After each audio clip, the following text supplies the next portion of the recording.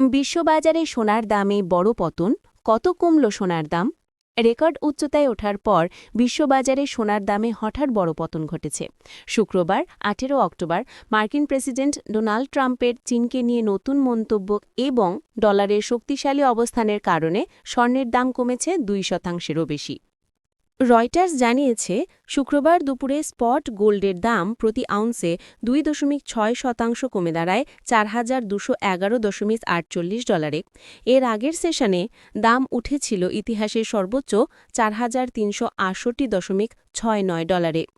বৃহস্পতিবার প্রথমবারের মতো স্বর্ণ $৪,৩০০ সীমা অতিক্রম করেছিল। তবুও সপ্তাহজুড়ে এর মোট বৃদ্ধি প্রায় ৪.৮%।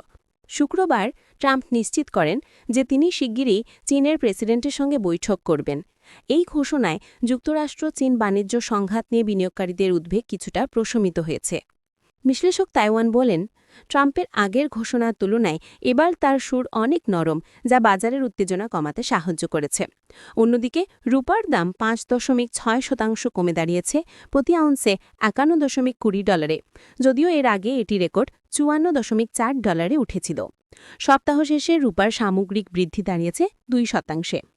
প্লাটিনামের দাম কমেছে ৬.১%, দাঁড়িয়েছে $১,৬০৭.৮৫। আর প্যালাডিয়ামের পতন হয়েছে ৭.৯%, প্রতি আউন্সের দাম নেমে এসেছে $১,৪৫০.৫৫। বিশ্ববাজারে এই হঠাৎ পতন নিয়ে বিনিয়োগকারীদের মধ্যে দেখা দিয়েছে নতুন উদ্বেগ। দেখা যাক আগামী সপ্তাহে স্বর্ণের বাজার কোন দিকে মোড়